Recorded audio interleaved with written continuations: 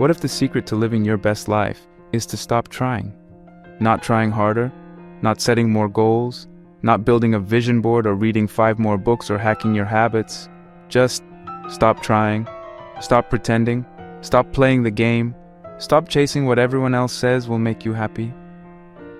Because maybe the problem isn't that you're not doing enough. Maybe the problem is that you've been doing too much of the wrong thing. And no one knew that better than Diogenes, the ancient philosopher who didn't just walk away from society's expectations.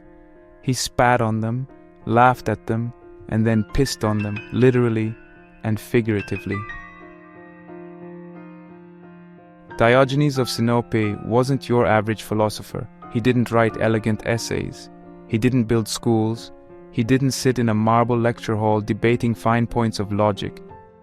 He lived in a barrel, ate food from trash heaps, begged for scraps, and walked around the streets of Athens with a lantern in broad daylight, claiming he was looking for an honest man. He once saw a child drinking from a stream with his hands and immediately threw away his own cup, realizing he didn't need it. He crashed Plato's lectures to mock him. And when Alexander the Great, the most powerful man in the world, offered him anything he desired, Diogenes simply replied, "Yes, move, you're blocking the sun." This wasn't just performance art. This was philosophy in motion. Diogenes believed that most of our suffering comes not from what we lack, but from what we cling to. Status, approval, appearance, possessions, comfort. We build lives that look successful from the outside but feel empty on the inside. We chase the idea of happiness, constantly upgrading our routines, habits, devices, and identities, only to end up more anxious, more burned out, and more disconnected. Self-help today is often just self-optimization in disguise, a way of polishing the mask instead of taking it off. But Diogenes had a different idea, a radical one. What if the key to peace isn't addition, but subtraction? Cynicism, at least in its original philosophical form, is not about being negative. It's about cutting through the bullshit. Diogenes wasn't cynical because he hated people.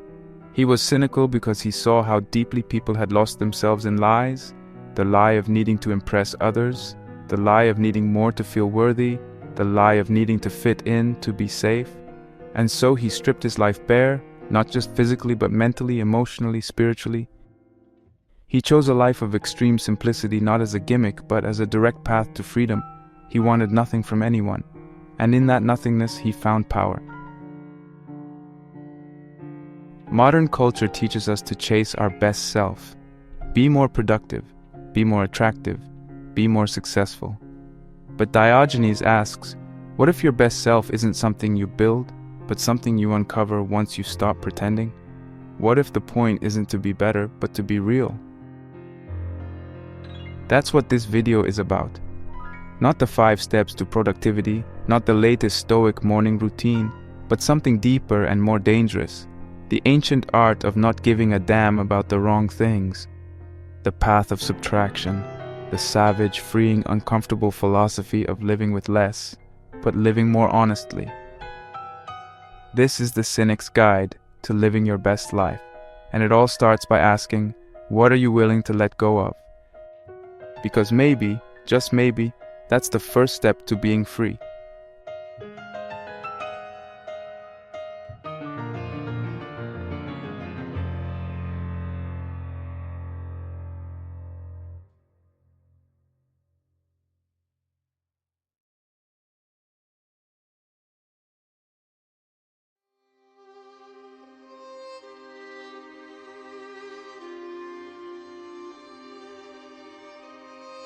To understand Diogenes, we have to begin by stepping into a world very different from ours, yet eerily familiar. Ancient Athens, around the 4th century BCE, was a city at the height of its philosophical brilliance but also at the crossroads of cultural decay. Socrates had recently shaken the foundation of Athenian values by challenging everything from justice to virtue, only to be sentenced to death for corrupting the youth. In the wake of his trial, His legacy sparked new philosophical movements, each trying to answer the same question in different ways. What does it mean to live a good life? Plato sought to build an ideal world through reason. Aristotle leaned toward balance and moderation. But there was another school forming, led by Socrates' student Antisthenes, which took a more radical stance. Antisthenes believed that virtue wasn't about knowledge or theory, it was about action. And into this world of debate and upheaval walked a wild, uncompromising figure, Diogenes of Sinope. Diogenes wasn't born in Athens. He came from Sinope, a city on the coast of the Black Sea where he worked of all things as a banker. But something went wrong. According to legend, either Diogenes or his father was caught defacing currency, literally taking coins and altering their images, rendering them unusable. In ancient Greece, currency wasn't just money, it was a symbol of civic trust, of shared value. By corrupting it, Diogenes wasn't just committing fraud, he was challenging the very foundations of what society agreed had worth. He was exiled from Sinope and wandered, eventually arriving in Athens with nothing, but instead of trying to rebuild his reputation or start over quietly, he doubled down on his defiance. He took the defacing of coins, symbols of false value, and turned it into a lifelong mission to deface every false value he saw in the world. In Athens, Diogenes became a student of Antisthenes, but not in the classroom sense. Antisthenes didn't want disciples, and when Diogenes tried to learn from him, Antisthenes beat him with a stick to drive him away. Diogenes didn't flinch. "Strike," he said, "for you will find no wood hard enough to keep me from you." That persistence earned him a place beside Antisthenes, and eventually Diogenes took his teacher's ideas further than anyone expected. While Antisthenes talked about living a virtuous life with minimal needs, Diogenes lived it, relentlessly, shamelessly, even offensively. He owned almost nothing. He slept in a large ceramic jar, sometimes called a barrel, on the street. He begged for food and drank from streams. He wore the same cloak every day, summer or winter. He made no effort to appear respectable. In fact, he did the opposite. He made a point of violating social norms in public, eating in the marketplace, urinating outside, even masturbating in public when he felt the urge. When people criticized him for acting like a dog, he didn't deny it, he embraced it. "Other dogs bite their enemies," he said. "I bite my friends to save them." He was called kynikos, dog-like, which is where the word cynic comes from. But don't mistake him for a lunatic or a clown. Diogenes wasn't just being outrageous for the sake of it. His actions were pointed. He believed that most people live in chains they can't see, bound by customs, expectations, social roles, and the never-ending desire for more. So he tried to shock people into seeing their own prison walls. When he defecated in public, he wasn't being crude. He was asking, why is this act, which is natural and necessary, considered shameful, while deceit and greed are not? When he begged for food, he wasn't being lazy. He was demonstrating that survival doesn't require wealth, and that our supposed needs are often luxuries dressed as necessities. He mocked the rich not out of jealousy, but to expose their fear and dependency on things he had already learned to live without. Diogenes would approach well-dressed men and ask them for money, not because he expected them to give it, but to remind them how little they owned of themselves. He would walk into Plato's academy, the most respected school of philosophy, and interrupt lectures. Once, after Plato defined a human as a featherless biped, Diogenes plucked a chicken and brought it to the academy, announcing, "Here is Plato's man." Plato eventually referred to Diogenes as Socrates gone mad, but Diogenes was neither mad nor ignorant. He was dangerous in the way only someone with nothing to lose can be, and his life wasn't aimless rebellion. It was a test of what really matters. His rejection of society was deliberate. It wasn't about avoiding pain or escaping discomfort. It was about choosing the right kind of discomfort. He voluntarily embraced what others feared: hunger, poverty, humiliation, loneliness, because in doing so, he became invincible to them. What could you threaten him with? He had no property to seize, no reputation to destroy, no fear of judgment. He had stripped himself down to the essentials, and in doing so, found a kind of strength that most of us can't even imagine. Diogenes didn't ask people to imitate his life literally. You don't have to live in a barrel to be free, but he did believe that everyone should question what they've been taught to value. He challenged people to examine their cravings, their comforts, their routines. To him, the only real wealth was self-sufficiency, the only real virtue was honesty, and the only real life was one lived according to nature, not social conventions. He didn't believe in theory without practice. He was the kind of philosopher who didn't need to write books because he was the book. His life was the philosophy. And this is the key to understanding Diogenes. He wasn't rebelling for the sake of it. He was rebelling to reveal something deeper, something true. Every insult, every crude act, every defiance was aimed at waking people up. He wanted them to feel the absurdity of their own behavior, to see that they were living like prisoners in golden cages, cages they built themselves. Diogenes wasn't just against society. He was for something better, a life of raw, unscripted freedom, a life of truth, no matter how uncomfortable. And the only way to reach it was to strip everything false away. That's why he matters, not just as a historical oddity, but as a mirror. Because when you look at Diogenes, you're forced to ask, what part of my life is built on illusion? What am I holding on to that I don't really need? What false values have I accepted just to fit in? That's the beginning of the Cynic path, not destruction but excavation, not nihilism but truth. And Diogenes was willing to lose everything in order to find it.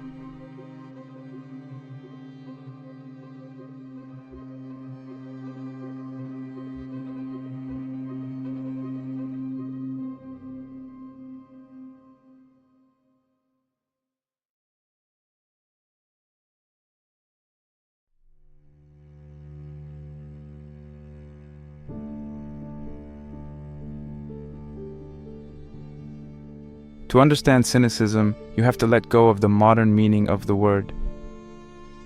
Today, when someone says he's such a cynic, they usually mean someone who distrusts everything, rolls their eyes at hope, and believes people are selfish or fake. But that's not what philosophical cynicism means, not even close. The original cynics were not bitter or hopeless. They were radically committed to truth, and they believed that to live well, you didn't need more advice, more things, or more theories. You needed to return to something ancient, something simple. You needed to return to nature. The word cynic comes from the Greek word kynikos, which means dog-like. It was meant as an insult, but Diogenes and his followers embraced it. To them, being like a dog meant living simply, instinctively, and without shame. Dogs don't wear masks. Dogs don't pretend to be what they're not. They eat when they're hungry. They bark when they're threatened. They sleep when they're tired. They don't play social games or chase status. They live naturally. And that's exactly what the cynics aim to do. Not in some primitive or animalistic way, but in a philosophical one. To be a cynic was to reject everything that pulled you away from your true nature, everything that complicated life, everything that made you less free. The first and most important principle of cynicism is this: live according to nature. That doesn't mean hugging trees or going camping, though they probably wouldn't mind that. It means living in a way that is aligned with who and what you are, at the core. A human being needs very little to survive: food, shelter, basic health, and a sense of connection. Everything else, expensive clothes, social media validation, career prestige, is extra. And the problem is, the more extras we accumulate, the more we depend on them, the more complicated our lives become. Cynics believe that by stripping all that away, by subtracting the false and artificial, you could return to what's real, and that's where freedom begins. The second core idea is the rejection of materialism and social status. Diogenes didn't just live in poverty because he had no choice. He chose it. He believed that needing nothing was the ultimate form of wealth. The fewer things you require to be happy, the harder it is for the world to control you. If you need a certain job, or a certain income, or a certain number of followers to feel worthy, then your peace is always at risk. But if you can be content with very little, then you're untouchable. You don't have to impress anyone. You don't have to win the game, because you're not even playing it. Diogenes often said, "He has the most who is content with the least."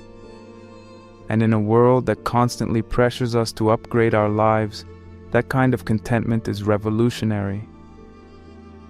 Third, cynicism is built on radical honesty, not just being honest with others, but with yourself. That means facing the hard truths you usually avoid, the ones you cover up with distractions or excuses. The cynic doesn't pretend. He doesn't wear a mask to please others. He doesn't lie to protect his ego. If he's weak, he admits it. If he's afraid, he owns it. If he doesn't know something, he says so. In a world obsessed with image and performance, this kind of honesty is rare and powerful. Diogenes didn't just preach this honesty, he lived it. That's why he did things in public that others were ashamed of. Not to shock, but to ask, "Why are you hiding? Who taught you to be ashamed of being human?" Another essential part of Cynic philosophy is the practice of stripping away everything unnecessary. This isn't minimalism as a lifestyle trend, it's deeper than that. The Cynics believed that virtue, meaning strength of character, inner peace and wisdom, wasn't something you had to acquire. It was already inside you, but it was buried under layers of conditioning, desire, fear, and distraction. So their task wasn't to learn more or gain more, it was to unlearn, to simplify, to peel back all the layers and find what's essential. Think of it like sculpting. You don't add clay to make the statue, you remove it. You chip away until what remains is the truth. Now, some people confuse cynicism with stoicism, and it's true, they're closely related. Stoicism came later and built on some of the same ideas: self-sufficiency, control over desires, indifference to external opinions. But Stoicism is the polished, socially acceptable sibling. It's the clean-cut version you can practice in a business suit. Cynicism is the wild older brother who lives off the grid and couldn't care less what you think. Where Stoicism says bear hardship with dignity, Cynicism says why suffer under rules that aren't real. Where Stoicism values self-control and inner strength, Cynicism takes it further, into open rebellion against anything false or artificial. Both aim at freedom, but cynicism does it through confrontation and detachment from all social conditioning. The cynic is not a theorist. He doesn't sit around talking about virtue, he lives it. Diogenes once said, "A rich man is not one who has much, but one who needs little." He didn't publish books or give lectures. He demonstrated philosophy. Every act of his life was a critique of society and a lesson in freedom. When people asked him what he believed, he didn't respond with long speeches. He showed them with how he lived, what he rejected, what he endured. Cynicism, in this way, is a practice. It's not about believing in an idea, it's about removing what stops you from living it. And this is what makes cynicism so relevant today. Because we live in a time of massive complexity, constant distraction, endless consumption, social masks, and performance anxiety. We're told that to improve our lives we need to buy more, know more, do more. But the cynic whispers something different. You already have enough. You already are enough. But you've buried yourself under noise. And until you subtract that noise, until you unlearn what's false, you won't find peace. So no, cynicism isn't negativity. It's raw, direct, untamed truth. It's a path of radical simplification, not to escape life, but to live it more honestly. It doesn't offer comfort, it doesn't promise happiness in the traditional sense, but it offers something deeper, integrity. The feeling of standing on solid ground, knowing that you're not pretending, not performing. You're just living as nature intended, nothing more, nothing less. That's the cynic's way. Cynicism isn't about being bitter or pessimistic. It's about cutting through the lies, yours and everyone else's. It's about subtraction, not addition, not building a new identity, but shedding the false ones. Not becoming someone else, but returning to who you've always been once you've stopped pretending.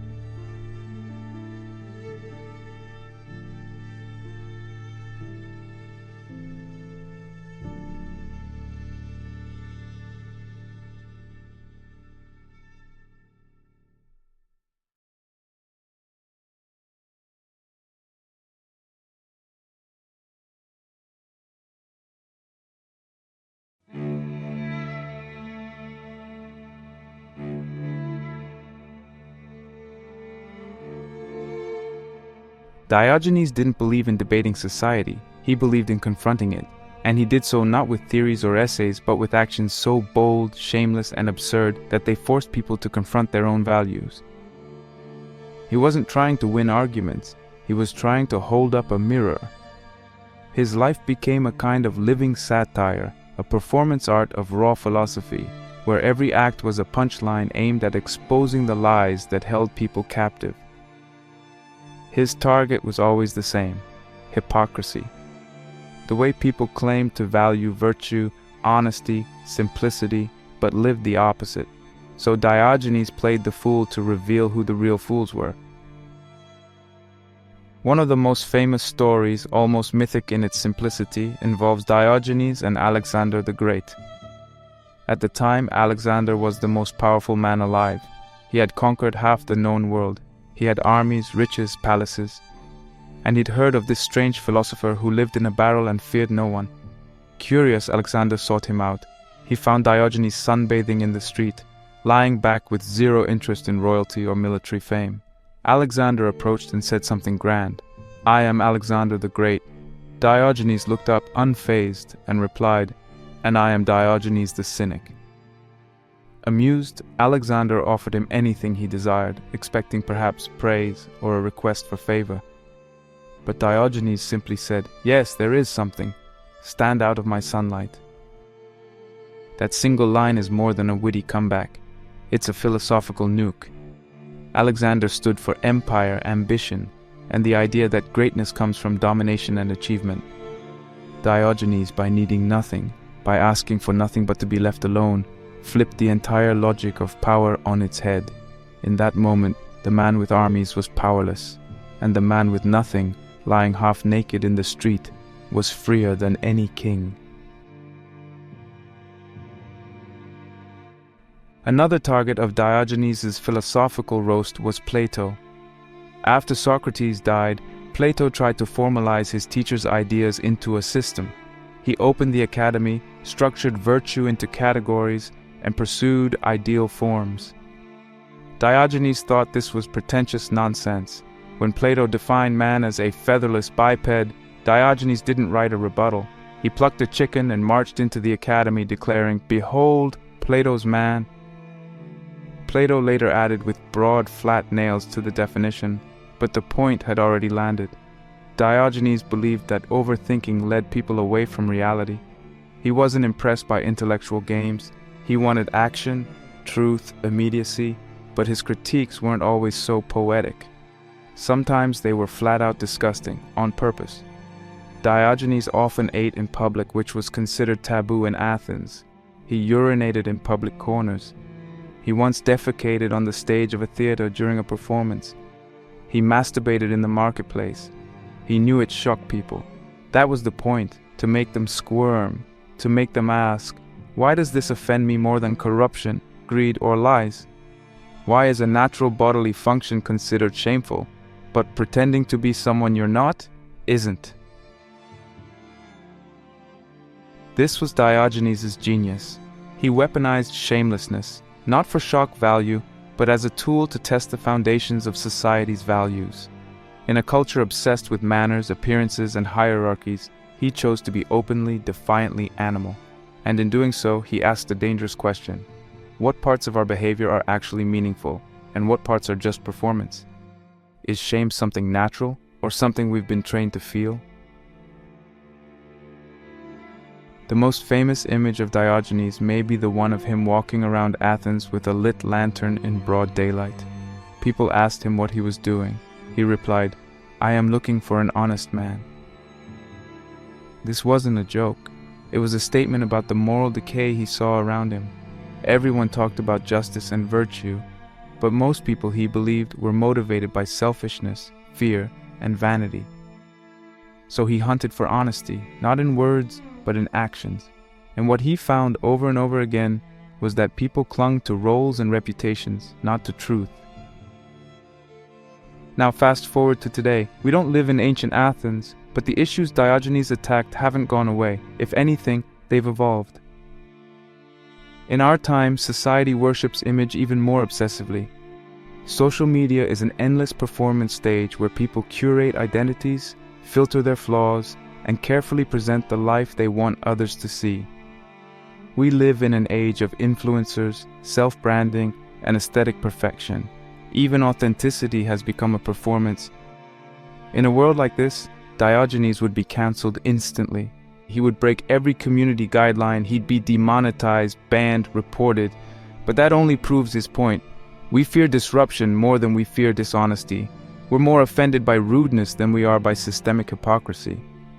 Diogenes would see right through the influencer culture, the hustle culture, the self-help industry that promises empowerment while feeding on insecurity.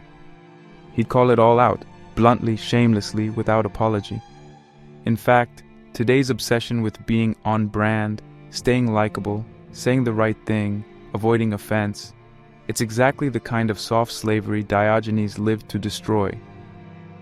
He wasn't interested in being liked. He didn't care about fitting in. He didn't even care about being remembered. He cared about freedom, the kind of freedom that comes when you stop caring about how you're perceived and start caring about whether or not you're living in truth. And this is where Diogenes becomes more than a provocateur. His actions may have been outrageous, but his motivation wasn't cruelty, it was compassion, in the rawest sense. He wanted people to wake up, to shake off the mental chains they didn't even know they were wearing. Every time he made someone uncomfortable, he was trying to pull them closer to reality, to peel back the layers of social programming and make them ask, why am I living this way? Who taught me to value this?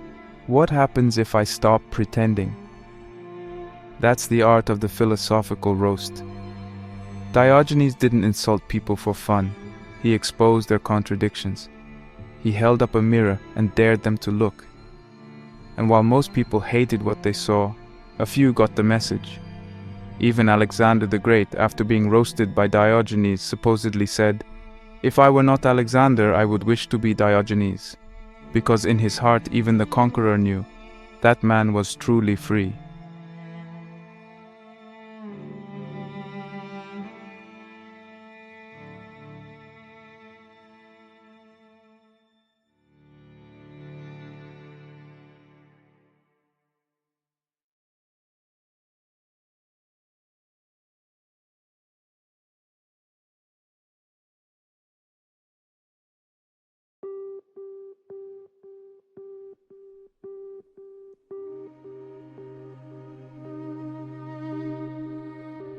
Diogenes understood something most people spend their entire lives avoiding, that true freedom isn't found in accumulation, it's found in letting go. In a culture that tells us to measure our worth by what we have, our income, our wardrobe, our car, our watch, our subscriber count, Diogenes flipped the script. He didn't want more, he wanted less. Not because he hated pleasure or comfort, but because he saw clearly that the more you need, the easier it is for the world to control you. And so, he decided to live with almost nothing. One of the most telling stories from Diogenes' life is about a bowl. He carried one with him to drink water, just a simple tool, one of the few possessions he owned. But one day, he saw a boy cupping his hands to drink from a fountain. Without a second thought, Diogenes threw away his bowl. If a child could drink with nothing, so could he. That moment wasn't just about reducing clutter. It was a philosophical decision. Every item he removed from his life was one less dependency, one less thing he had to carry, one less thing that could be taken from him. The more he gave up, the freer he became. At the end of his decluttering, All Diogenes owned was a cloak to wear, a bag for food, and a staff to walk with. That was it. No home, no furniture, no bank account, no plan for retirement. And yet, he wasn't anxious. He was autonomous. While others locked their doors in fear of thieves, Diogenes slept peacefully in the open. While others worried about promotions or property values, Diogenes woke up with the sun and lived each day as it came. He didn't have stability, but he had independence. He didn't have comfort, but he had peace. Now try to imagine that today.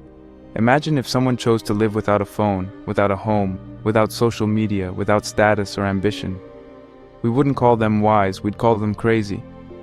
We've been taught to equate wealth with success, consumption with self-care, and luxury with happiness. Scroll through Instagram or TikTok, and you'll see influencers flaunting their private jets, their designer wardrobes, their morning routines that require $300 skincare products. These images are sold to us as the pinnacle of living your best life. But are they really?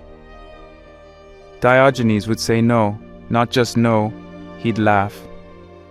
Because what looks like freedom to us often isn't freedom at all. It's just a prettier kind of slavery. The more things you need to feel okay, the more fragile your peace becomes. If you need a high salary to feel secure, then your employer owns your peace. If you need a perfect body to feel lovable, then your mirror owns your self-worth. If you need constant stimulation to avoid boredom, then your phone owns your attention. That's not power, that's dependency in disguise. Diogenes' philosophy was simple. Own less and you'll fear less. Need less and you'll suffer less. By shedding possessions and desires, you become untouchable. You're no longer at the mercy of fortune, trends, or public opinion. When someone threatened him, he could shrug it off. What could they possibly take from him? He had already given up everything except what was truly his mind, his values, and his time. That's a kind of wealth few people today can imagine. This doesn't mean everyone should throw away their possessions and live in a barrel. Cynicism, at its core, isn't about poverty. It's about freedom from craving. It's not about refusing all comfort, but about not being ruled by it. There's nothing wrong with owning things. What matters is whether those things own you. Diogenes didn't just give up stuff. He gave up the fear of not having stuff. That's the real point. You can have a home, a job, a phone, but can you let go of them if you had to? Could you walk away and still feel whole? Our modern economy is built on convincing you that you're not enough. Every advertisement whispers that you're missing something. A better body, a better phone, a better life. And the solution is always to buy your way to fulfillment. But fulfillment doesn't come from more. It comes from less, from needing less, from simplifying your life until what's left is actually yours, not something you rented from the marketplace of trends and validation. There's a quote often misattributed but deeply aligned with Cynic thinking: wealth is not having great possessions but having few wants. Diogenes lived that truth to the extreme. He trained himself to want almost nothing, not because he was miserable, but because he had discovered the joy of self-sufficiency. Imagine waking up and not needing to check your bank account, not needing to impress anyone, not needing to prove anything, just existing, simply, honestly, and fully. That's the Cynic's version of wealth. He challenged the very definition of what it means to be rich. In one story, a group of wealthy men mocked Diogenes, saying, "If you would learn to flatter, you wouldn't have to beg." Diogenes shot back, "And if you would learn to beg, you wouldn't have to flatter." That was his power. He wasn't dependent on praise, approval, or money. He had nothing, but he lacked nothing, because his needs were aligned with nature, not with culture. And this raises an uncomfortable question for all of us. How much of what we chase is really necessary? How much of what we think we need is just conditioning? Could we be happy with less? Not because we're settling, but because we're finally free of the pressure to keep up? Diogenes wasn't living in lack, he was living in abundance. Not material abundance, but inner abundance. He had time, he had clarity, He had nothing to hide and nothing to fear. There's something deeply refreshing about that. In a world of endless scrolling, endless consuming, endless striving, Diogenes is like a reset button. He reminds us that the goal of life is not to collect trophies, but to uncover what you are when everything else is stripped away. You don't need more, you need less, but better. Less noise, less craving, less pretending, more truth, more peace, more freedom. The less you need, the more free you are. That's the Cynic's version of success. Not how much you have, but how little you need to be at peace. Diogenes owned nothing, but he walked through the world untouchable, unbothered, and fully himself. And maybe that's the kind of wealth we should all be chasing.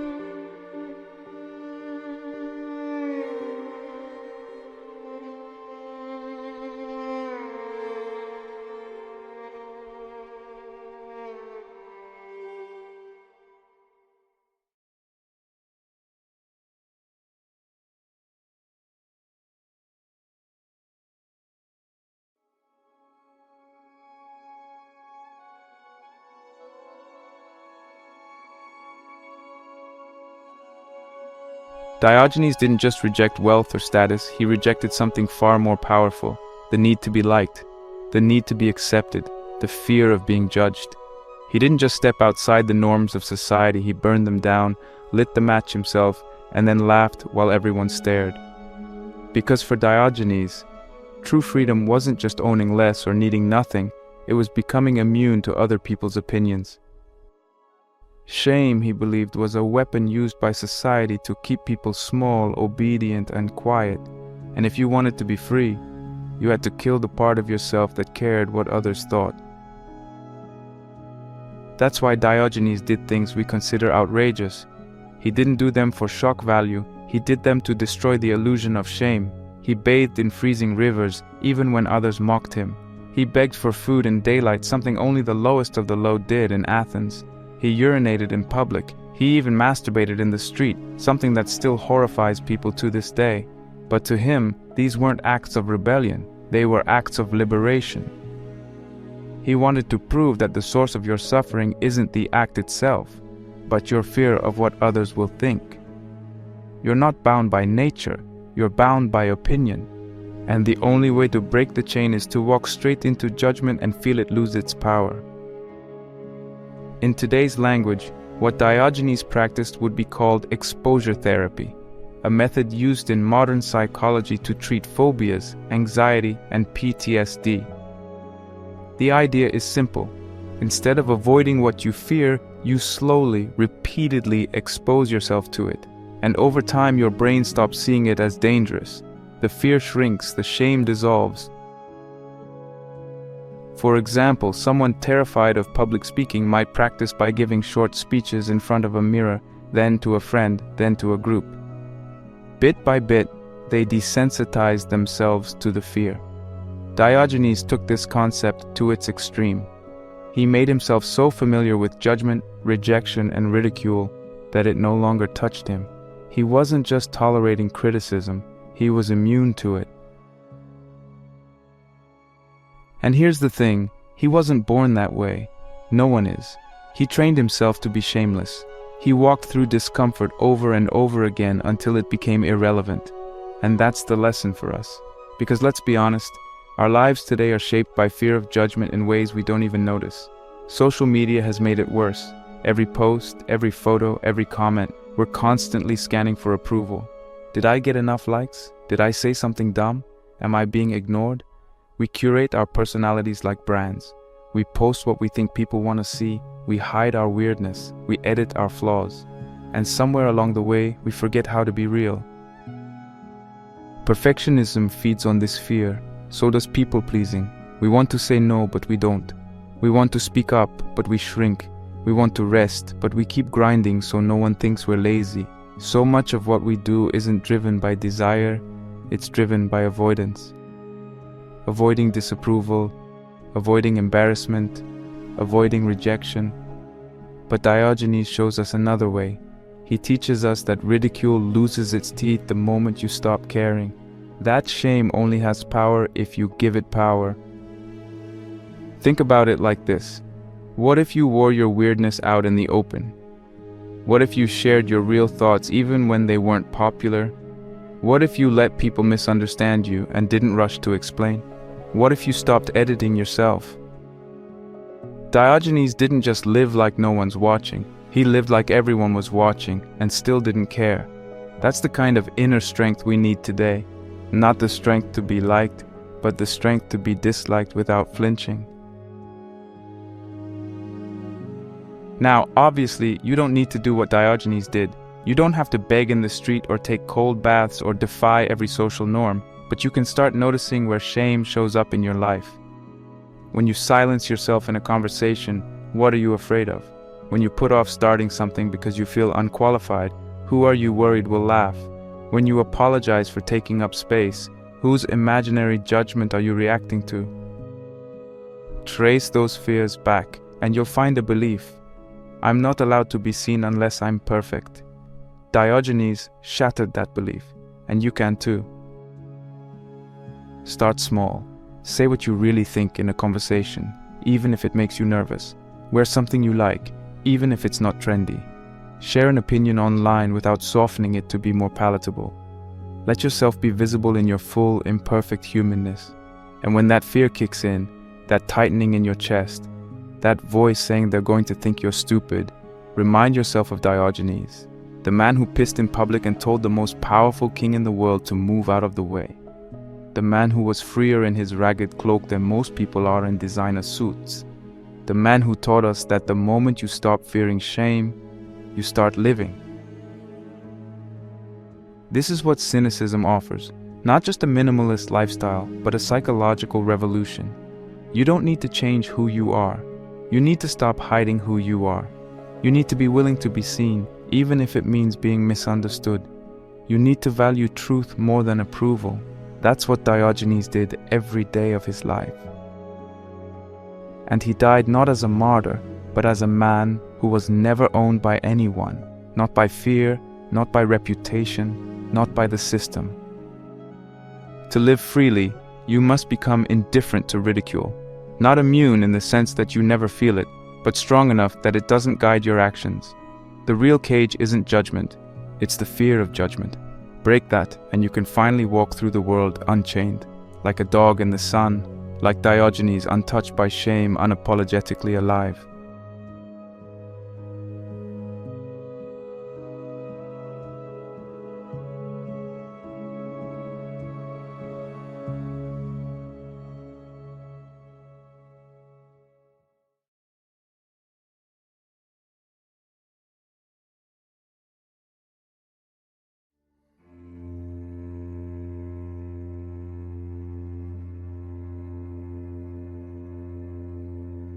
Living like Diogenes today doesn't mean throwing away your phone, quitting your job, or moving into a barrel. The modern world isn't ancient Athens, and most of us aren't interested in becoming barefoot street philosophers. But the spirit of cynicism, the raw, liberating power of needing less and fearing nothing, is more relevant now than ever. We live in a culture of compulsive consumption, curated perfection, and dopamine-driven distraction. Everything tells us to chase more comfort, more approval, more stuff. Being a modern cynic doesn't mean rejecting the world. It means rejecting the lies it sells you. It's a way of seeing through the noise and saying, I don't need this to be free. It starts with a mental shift. You begin to question your desires instead of automatically pursuing them. Cynicism teaches you to ask, why do I want this? Before you chase anything. Is it because it genuinely brings you peace or because it makes you look good? Are you pursuing a goal because it matters to your values or because it'll earn you praise? This is where the cynic journey begins, not with changing your habits, but with changing your thinking. Because if your desires are borrowed from advertising, culture, or your social circle, then your life isn't yours.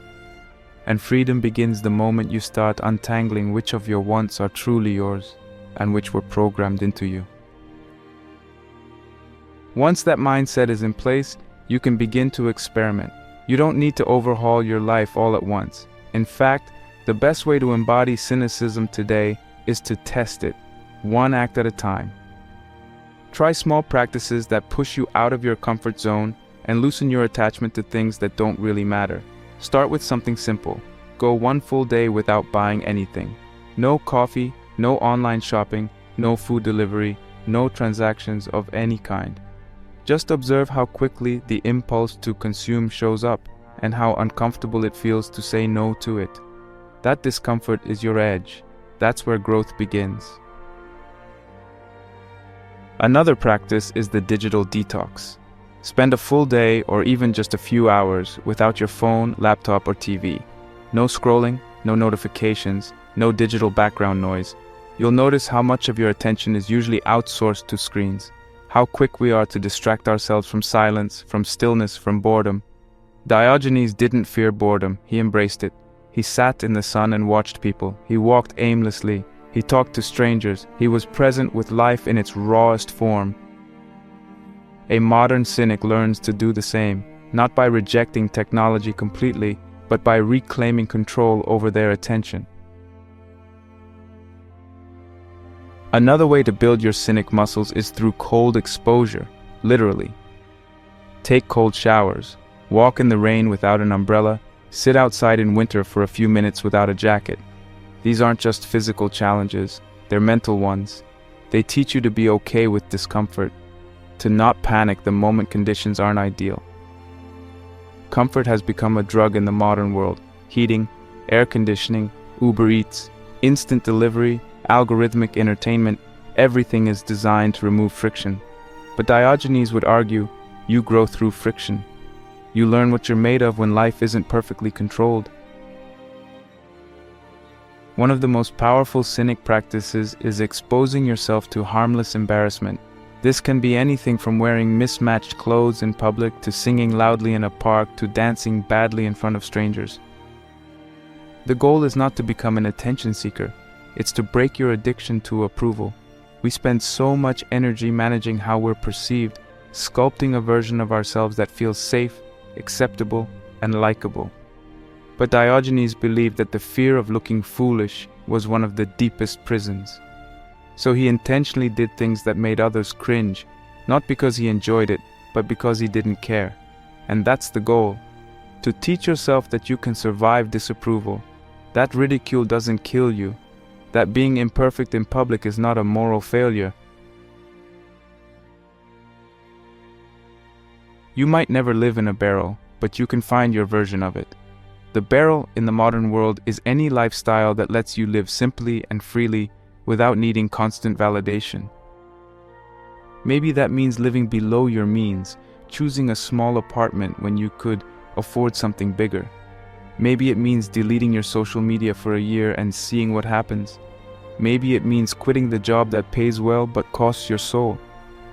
The barrel is a symbol. It represents choosing your peace over other people's expectations. And in a culture obsessed with appearances, that's a radical choice. Another powerful skill of the modern cynic is learning to say no without apologizing. No to invitations that drain you. No to work that goes against your values. No to social obligations that feel fake. Diogenes didn't ask for permission to live on his terms, and neither should you. Most of us say yes out of guilt, habit, or fear of missing out, but every yes that goes against your truth is a form of self-betrayal. The cynic isn't rude, they're clear, they draw boundaries and stick to them. They don't explain themselves unless they choose to. They live from the inside out, not the outside in. The beauty of all these practices is that they aren't about self-denial. They're about self-ownership. Each time you resist a false desire, you reclaim a little more of your time, energy, and identity. Each time you choose discomfort over conformity, you remember that your power doesn't come from being liked. It comes from being honest. Diogenes wasn't trying to be a martyr. He was just trying to live in alignment with what he believed. And when you start doing that, even in small ways, you feel it. The quiet joy of not needing to pretend anymore. The calm that comes from knowing you aren't chained to a lifestyle you didn't choose. You don't need to live in a barrel. but you do need to question your comforts. Cynicism is not about giving up everything, it's about giving up the need for everything. That's where real peace begins. Not in controlling your environment, but in mastering your response to it, in learning to say, I am enough without the extras, in training yourself to be free even if the world never approves. And the best part, you don't need anyone's permission to start.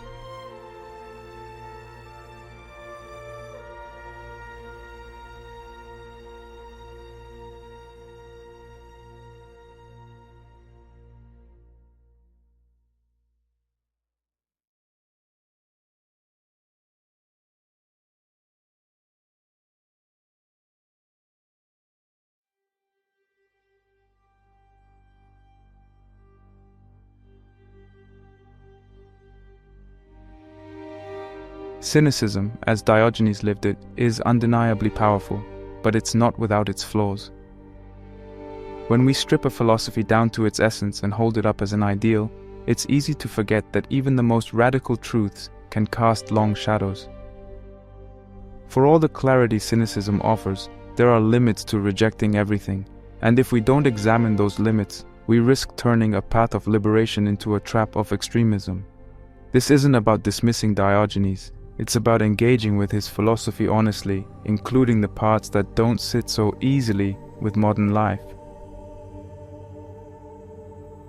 Let's start with the problem of extremism. Cynicism, by design, is radical. It doesn't ask for minor changes, it demands a total stripping away of societal norms, comforts, and attachments.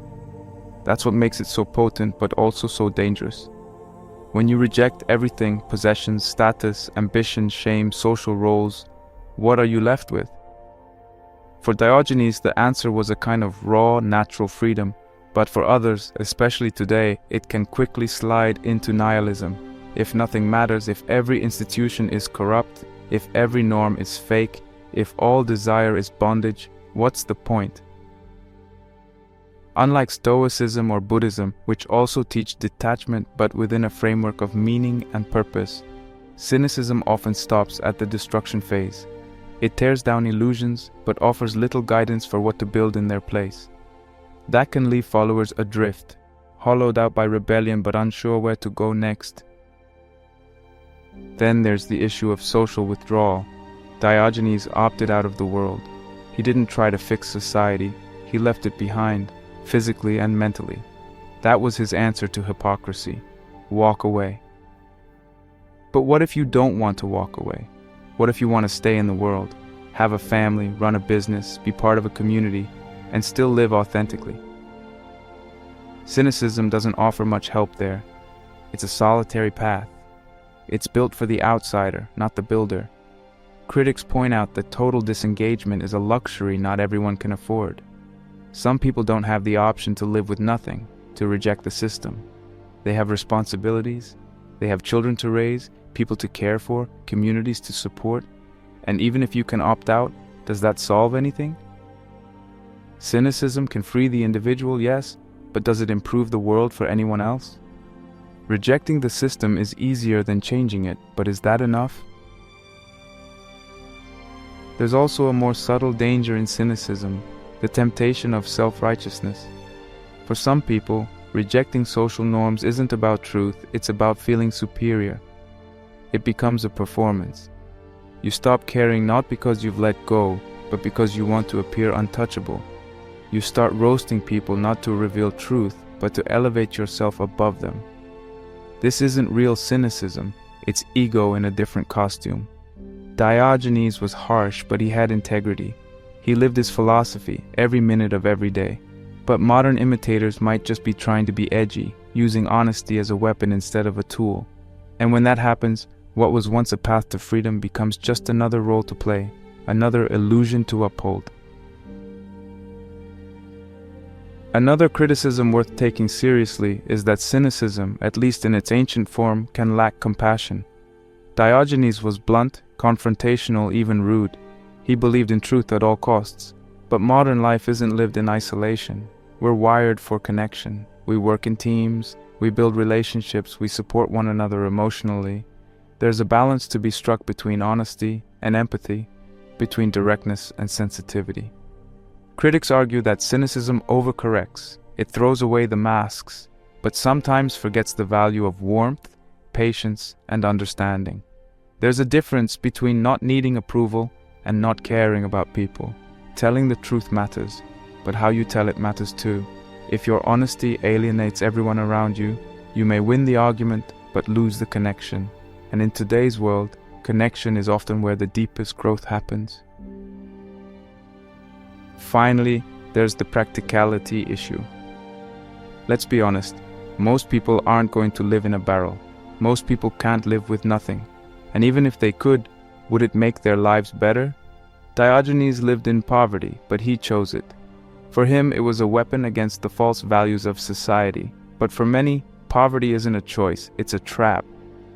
Cynicism can sometimes romanticize suffering, as if discomfort alone is virtuous.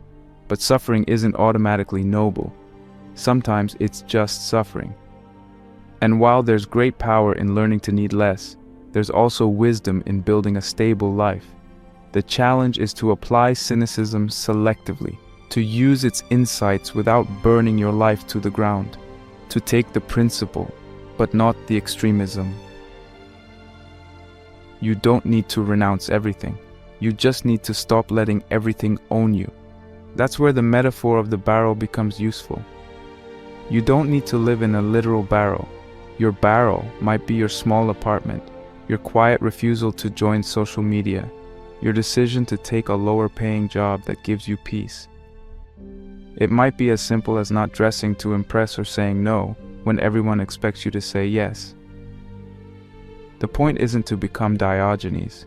The point is to remember what he stood for: freedom, truth, and self-sufficiency, and to find a way to live those values within the life you've chosen, not outside it.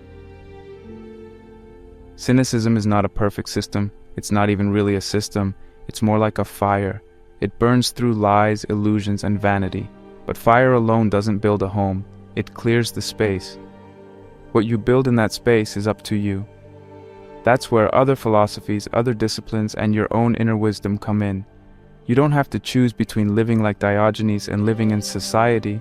You can choose a third path, one where you engage with the world but refuse to be consumed by it.